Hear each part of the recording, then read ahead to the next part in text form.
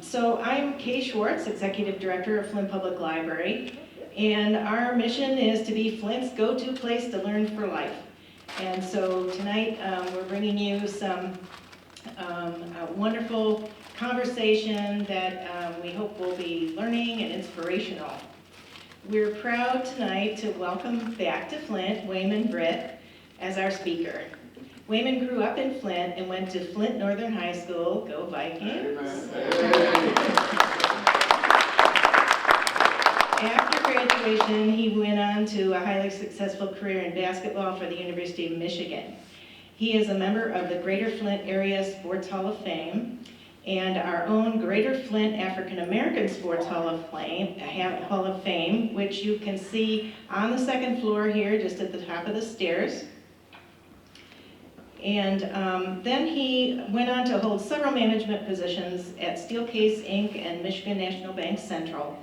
After his corporate career, he was appointed County Administrator Controller for Kent County in 2017, retiring in 2021. So he's been in government service as well. He's passionate about serving others and currently serves on the Gerald R. Ford Presidential Foundation Board, the Michigan Fitness Foundation Board, and the Trinity Health Michigan Board. He's currently president of Wayman Britt Enterprises, using his knowledge and experience to inspire others to reach their potential and to grow their leadership abilities.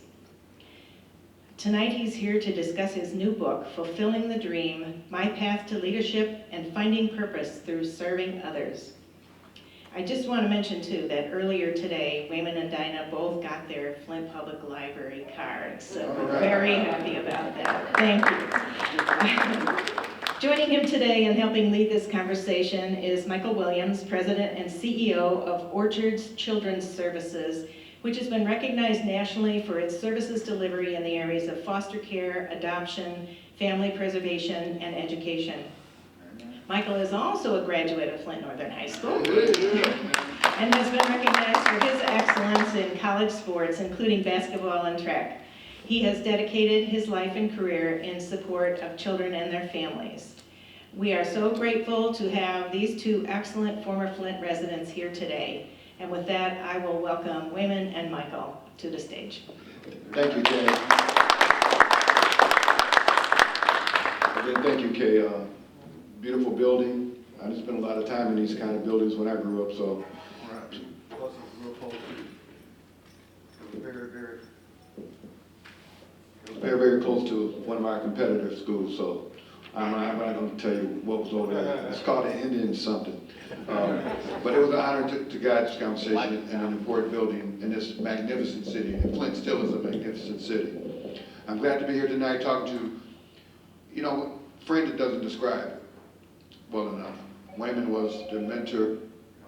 When we grew up, it was important to recognize that 2 years was not a... We honored two-year-old. We were sophomores and they were seniors, and they were our heroes, and he continues to be that way today.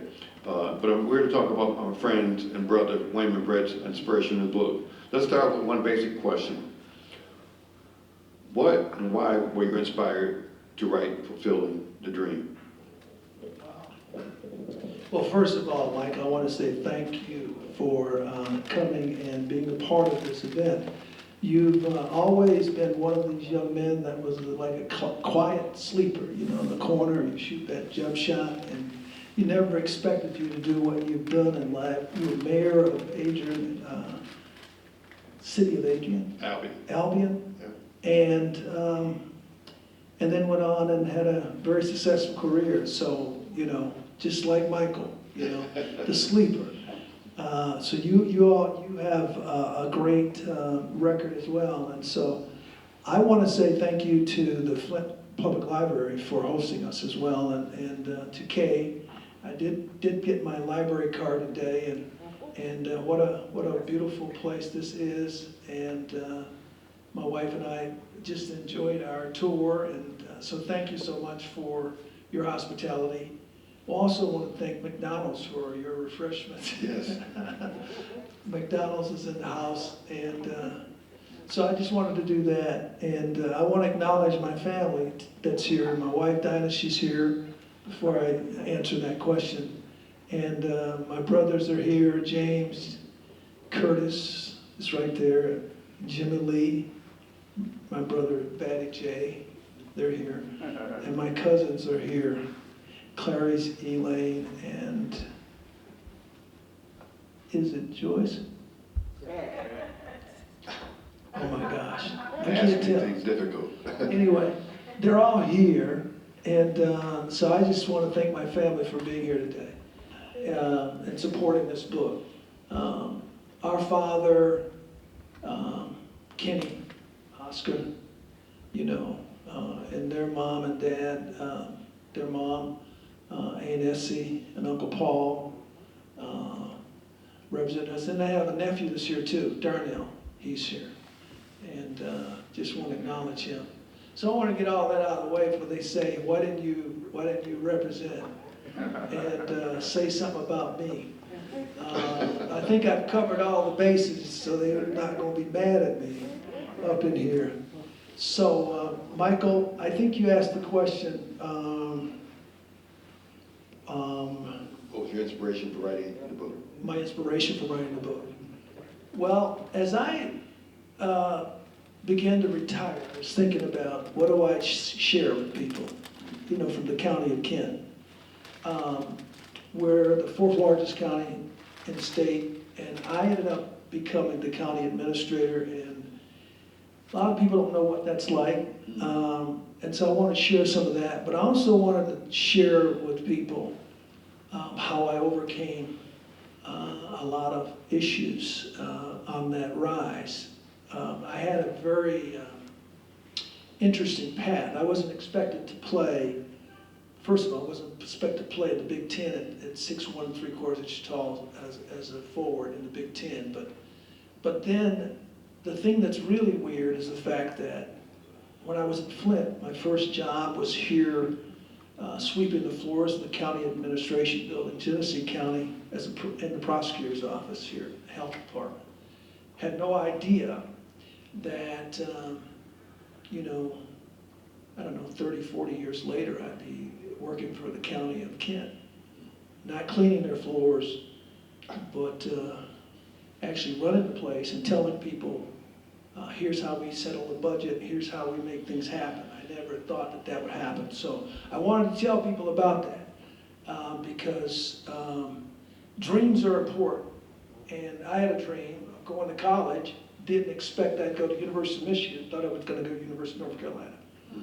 And we moved to Flint, Michigan. Had no idea that we do what we did, the Northern Vikings. Well, we won 2 back-to-back state championships, right, James? Yeah.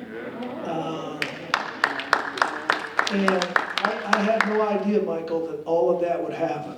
And so, you know, reflecting on why I wrote the book, I wanted to tell that story, to give people hope and inspiration, motivate people to be all that they can be, because there's no way that I could have done what I've done.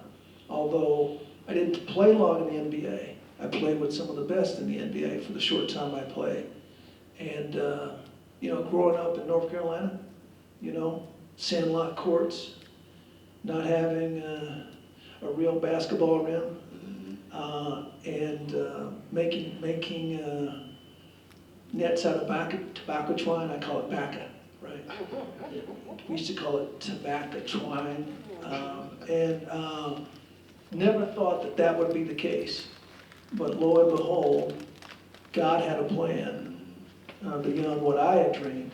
And that's why I wanted to write the book, to let people know, if you've got a dream, an aspiration, don't ever let anyone undermine that dream. You got to shoot for the stars. You got to think big and believe big, because who put that dream in your heart? It was God that put that dream in your heart, number one. That just didn't happen. Something put that dream in your heart. And so we're in a troubled space. So the other thing that was going on for me was back when George Floyd passed away. It hurt my heart to see how the community broke apart. We're tearing up buildings. We're knocking out windows. We're beating up the courthouse. We're just a mess. And I felt like if they only knew, they're messing with my building. They're messing with my building. And Take your time, take your time. so what I wanted to do, I wanted to educate some of the young people.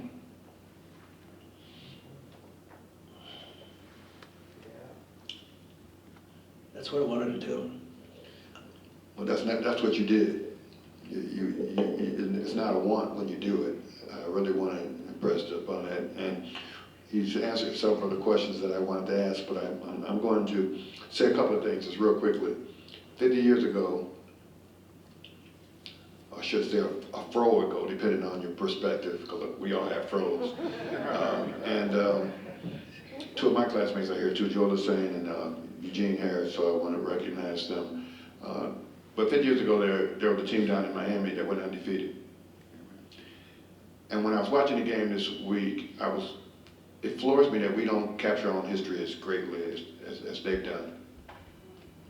Just think about an undefeated team in 1972.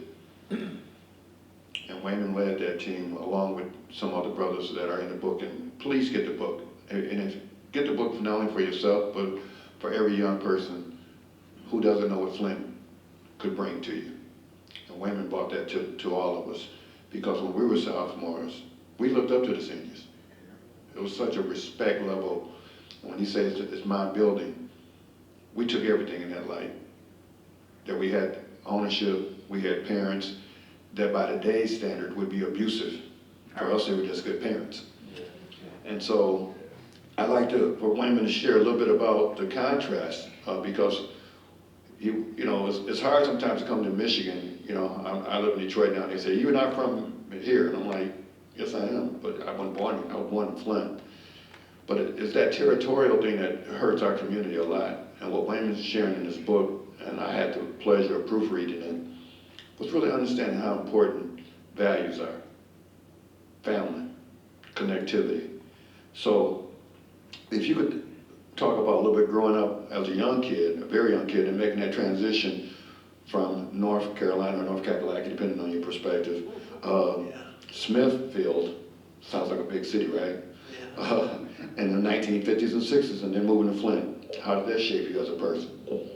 Well, Flint, Michigan was a big city when I came here. Growing up in North Carolina, there were people that gave me, just this confidence that I was okay as a person, my family. There was so much love in our family, and how we treated each other, how we respect. We would have family reunions down there. My father would have these reunions, and all the aunts would bring their food, and the table would be spread, and then you'd hear all the loving thoughts and comments. "Hi, Shug, how you doing, Shug?" You'd hear all those loving comments from people all the time. And then you'd go to Grandma and Grandpa's house, and then they would have the molasses and syrup, on the table with the biscuits. And you go there, man, and you would feel all that love, And then my mom, oh man, See, love is what makes the world go round. And I think we've lost that. See? And so the difference in what I experienced, because the kids weren't like they were in North Carolina. I mean, we would get in tussles, but you've heard of microaggressions, right? That's a big word these days, but we call it panning and zigging on each other. And I'm like, why do people do that? Why are they so, doesn't help anything. Doesn't help you to be better. So that's what we experienced when we came to Flint. You know, the kids across the street, the Johnsons and others, they would talk about our high water pants, how we talk, those kind of things. That's what we ran into, man. They weren't nice kids, you know? They just weren't nice kids. They weren't loving. But yet we stood the test of that time, and we exhibited those loving characters. We played team ball. That's what we brought to the table. We were good athletes, Right. but we shared the ball. It wasn't about how many points we scored. It was about how many games we won. See, that's what we brought to Flint, you know. And it hurt me the year when I was a sophomore on Flint Northern's team. We lost in the regional finals. And we didn't go any further because we didn't play as a team. We didn't play as a team. We had great athletes, but we didn't play as a team.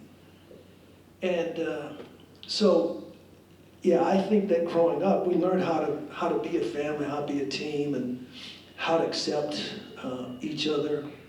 And none of us were any better than the next one. My mother and father drilled that into us. Boy, what are you talking about? You know, it didn't matter whether you were the oldest or the youngest. We were treated with respect, except for one time when I was out on the field out near the we had honey bees, and there's some plum trees around the land that we had to farm, and one time we were out picking plums for Grandma Vida, and to make preserves with, right? Right. And we went in there, and I'm going to tell you, this is my brother Jimmy. Now, he was the leader of the family. He was the leader. He still is. And, you know, we're all picking these plums and eating some. And I hadn't had as many as Jimmy had and Gene had. But he says, now it's time to stop eating them. Let's start picking them. And I said, I haven't had as many as you, and I ate one more. And he did something terrible to me, but I don't explain what happened. And then I went and told my mom, and she didn't do anything to him. She didn't whoop him or anything. She just let it go. And so there was no respect of persons. She looked at that situation, well, you should have not been eating any more plums. Your brother told you quit eating those plums in the first place. And so that's how it was. You know, they helped you to grow up and, you know, carry your own load and don't be a whiner and blamer and all that stuff. So that was what was good about North Carolina and growing up, man. And I think that's what made us a good team at Flint Northern. You know, Wayman has hit a lot of points that we all may have forgotten about how we grew up. I was the first one in my family born in Flint. Everybody else was born in Georgia. And something that we take for granted was fruit trees. When the last time you saw a fruit tree in Flint? That's how we all got in trouble, climbing into fruit trees and falling out. But please read this book. I read it about 2 times, and just to see Flint like that, there's a saying that I have faith made visible. This book is faith made visible. It explains the tenets of a young man, a wonderful family, a family that looks like us, that sometimes doesn't get, you know, before Huxtables, there was the Britt and your family. And I think we really have to understand what Wayman is talking about in terms of core values. Because young kids today, and it's not a knock, I service 8,000 kids. They don't have the type of relationships we had. I mean, I got friends for 50 some odd years. They have a hard time keeping friends for 5 days. And when you talk about building this library from the inside out, that's what needs to happen in Flint. We need to understand that we can build this thing back up. So Wayman's book may be one of the foundational aspects of that. So how would you describe the source, and you talk about this, but I want to go a little deeper, of your core motivation? Wow. So this thing called love, right? I wish we could play Marvin Gaye's song right now. which talks about love. That's one of my favorite albums, the What's Going On album, where he talks about love. My core tenet is that love. My mother had a poster on her wall before she passed, and it said, "Love is like a butterfly. It goes wherever it pleases, and it pleases wherever it goes." And so for me, that love that she brought to our family is really what I believe is my core value. And it was affirmed when I was at Steelcase, when we went through a whole transition on world-class manufacturing when I was there for 25 years, and we're trying to figure out what do we got to do to keep the company really strong, and what do we got to do to grow leadership. And we came across this idea from a guy in Pintron Steel named Wayne Alderson out in Pittsburgh, and I got a chance to meet him when I went on a trip there. And he talked about love, dignity, and respect, and valuing the person. Value of the person. And I know for a fact that if I didn't have love in my heart and the ability to overlook the faults of my fellow teammates at Flint Northern, at Michigan, we wouldn't have won those championships, because they weren't perfect people, and they did things I didn't like, but I had to accept them and embrace them and overcome that. Whatever thing I thought they were wrong by, or how they were behaving. I remember Terry Furlow, who played at Flint Northern when we were there, went on at Michigan State. And he did some really stupid stuff one day in practice, and I went after him. I was the captain of the team. And, he did some dumb things. And I just said, "Look, man, you can't do that." And I went after him. Not like Draymond Green did. I didn't hit him or anything like that, but I did go after him.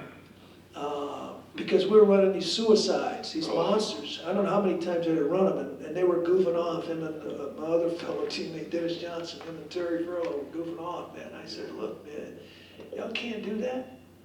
And then he didn't respect what I was saying. He spewed water on me. He took some water in his mouth and he just spewed it on me, and I went after him. And then Coach Frieder came towards me and says, "Look, wait, you can't do that. Let's go in the locker room." We went into the town room and he said, "You can't do that." I said, "What do you mean?" "He's acting up. He's acting crazy. We can't win if he's acting like that, Coach." Man. He said, "Wait a minute, but you're the captain of the team. You can't do that. You got to set an example. You can't do that." And I said, okay. I'm going to embrace his antics and all the stuff, because Terry used to talk trash and how many points he's scoring and things like that, and I'm like, "Man, that ain't how you win. That ain't it, dog. That's not it." And but I embraced him. I accepted the fact that he was going to behave that way. And we all scored double figures on our team, all of us, the first 5. And but that's what is wrong with the world today. We have too many people thinking that they have it, they're right, you're wrong. They point the finger. They never look inside themselves and say, what is it that I'm doing or not doing that's messing up the whole thing? We don't take ownership of that. We want to be the one that's, pointing the finger and blaming and shaming. I mean, that's what's messed up. So my core thing is, I haven't figured it out. I don't have all the answers. And yeah, I can tell you some things that might help you, but it's my job to tell you in a way that you can receive it. And here's the thing. Your shoes are shining pretty good right now. I like the way your shoes are shining, Michael. So my job is to tell you what you need to hear and keep the shines on your shoes. So if I step on your shoes, I need to be able to do that. Leave you with a level of dignity and respect. So the next time you think about calling Wayman, you'll want to call Wayman. You see, but that's what's wrong, is that we don't accept and embrace each other as fellow human beings like we should. You know, we let skin color, we let our politics, we let all kinds of issues get in the way, and then we never become the people that we could become. We never become the state of Michigan that we could become. We never become the teams that we could become, because we got the finger pointing the other way. And so my core belief is that, you know, if we want to win, if we want to achieve greatness, then what I got to do to excite, motivate, and inspire you to be your best. That's what my job, that's what your job is. And I appreciate when you've called and you've supported me. That's how the world can be a better place. We don't have to take shortcuts. We don't have to clip each other. We got to figure out how we help each other. That's what we got to do. Doesn't mean that you become milquetoast. Like I say, confront when you need to confront, but do it in a way that leave that person's dignity intact. That's what we've got to do. You know, people don't care how much you know until they know how much you care. You've heard that before, right? Absolutely. And you know, I need to know that you care about me. And I'll go 110, 120% all the way. Let's go. Let's do this thing. That's why the Lakers won all those championships. Right. That's when Magic was there. That's what happens. And Magic went to, what school? Michigan State. Oh. Michigan State. We don't want to talk about Michigan State. We have some people in the room, but we don't want to shed too much light on that. But guess what? We beat them, Right. I think, almost all of them, except Yeah. one time when I played.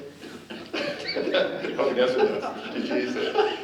You know, one of the things that didn't, again, sometimes you don't realize how things soak into you. I was fortunate to be moved up my sophomore year, me and Bob Britt. And so one of the things you find in the championship, if you ever look at a championship picture, whether it's the Bulls, whether it's the Lakers, whether it's Flint Northern, the 12th, 13th man would be the first ones to hug the starters, because they never thought they would get that ring. And then 30 years from now, they'll act like they started. So I think it's really important to realize I was the captain for 2 years after Wayman left. I was the captain in the 73 and 74 team. And I learned what a captain was. So people call me silent for a reason, because actions mean more than words. And when you taught me that, you taught me just to do what needs to be done. We had Bill Frieda, who would drag that right foot until he wore out his shoes. He never was in his classroom. He would write up an assignment on the board, and then he would just keep basketball going. But the tradition was strong, and you guys put a stamp on it. You helped me to understand how athletics and academics, but more importantly, sportsmanship, were the values that would lead us to the. And when Wayman went to the west side of the state, which we didn't know existed, to be honest with you, because we knew if there was a championship, it was going to be coming through Detroit, Pontiac, or Flint. And that's not a knock to the west side, but it is a truth. But I'd like to, because I know we're on a time strain, because I have the boss lady right up here, so we have time for one more question. Your closing thoughts about what you want to share with us tonight. What were the takeaways that you would like us to really embolden ourselves to be better, for Flint to be better, and for this facility to become used more? Yeah. So the essence of the book, Fulfilling the Dream, My Path to Leadership and Finding Purpose and Serving Others, is to never let anyone superimpose their thoughts or ideas about what your dream should be, what your future should be. Never let anyone tell you that you can't. I was told I would never be as good as George Gervin. I never became as good as George.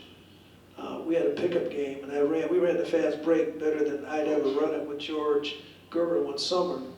And that left a mark on me. I says, okay, We can run the break just like that, like George. I never scored like George, never was a talent like George, but we ran the fast break better than anybody. Oh, yeah. During the time we played at Michigan. Magic came along and they ran it even better. He picked up a lot of his stuff from us at the end of the day, Flint Northern and Michigan. Let me tell you, that's right, he'll tell you that. Terry Furlow mentored him. Oh, we know that part. So, you know, I look at that and recognize the fact that my coach, assistant coach, said, I'll never be like George, but I didn't let that stand in the way. I was 6'1" and 3/4 tall. I was playing against guys who were 6'6", 6'7", 6'8", 6'9", 6'11". Okay, I was forced to play that position. And never a doubt about whether we're going to play at the highest level. My goal was to beat UCLA, okay, when I was a freshman. We're going to be as good as UCLA.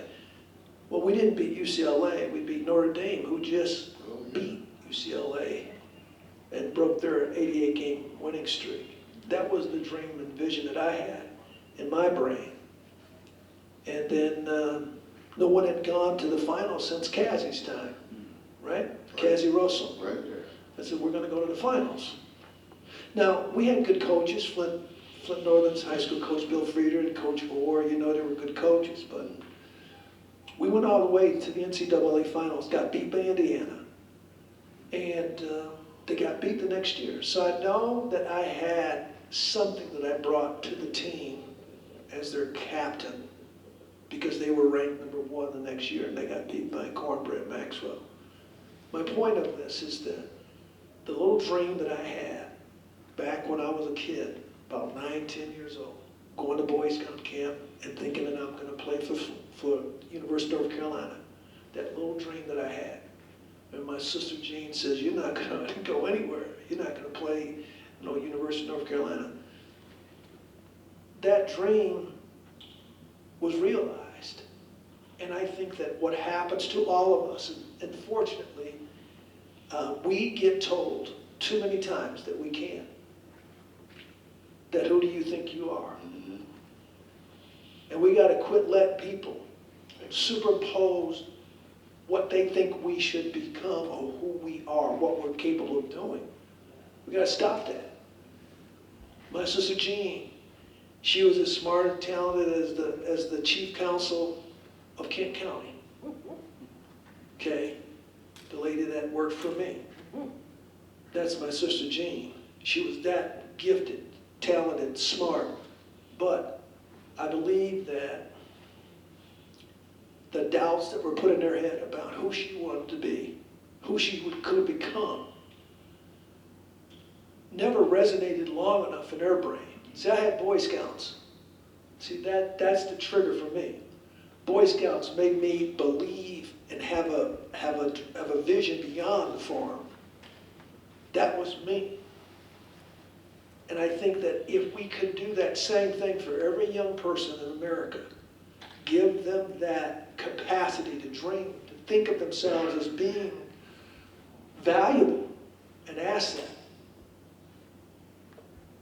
we all should be contributing at a higher level than what we're contributing to our society. And that's what's a shame. Too many dreams are going to the grave. The richest place on earth, I took this from Miles Monroe, Dr. Miles Monroe, if you ever listen to him. He said the richest place on earth is a graveyard. Yeah. You know, where the books weren't written, the songs that could have been made, the beautiful spaces like this beautiful library could have been remodeled. This $30 million facility.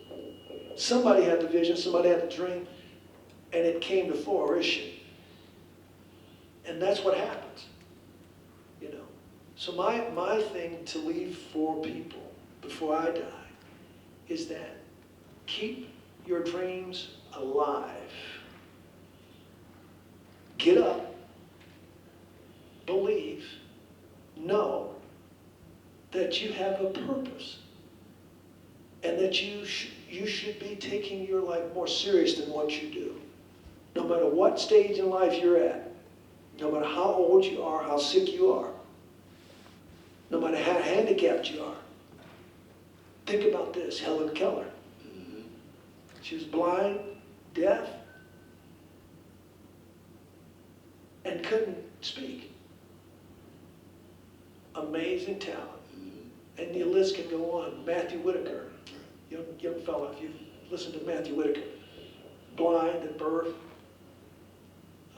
didn't expect him to be able to speak.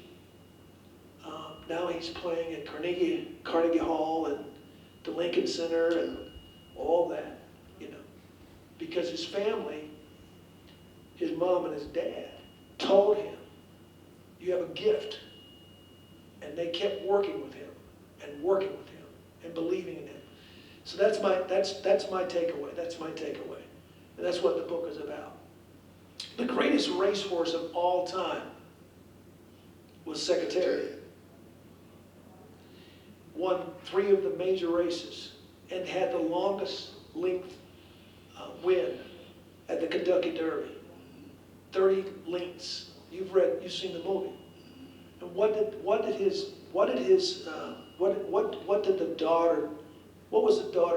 father tell the daughter in that movie when he first saw Big Red? Let him run his own race, darling. That's what he said. Even when the brother and the other family members were telling him to shut that horse down because they didn't have enough money to keep the farm, she believed that she could find the money to franchise the horse. Found the money. And the greatest racehorse of all time was Secretariat. Because she believed, even when her brother and others were telling her to shut it down. And that's my takeaway. So, Michael, I could talk all day. You better shut me down. No, this is education. And I think it's really important that we recognize the words that you're saying. And please make sure you get one of the books, not only for yourself, but someone else. Because education is key. I was just at a workshop where Minister Harris was talking about character. And it's that silent thing, and you also apply that for it, and family.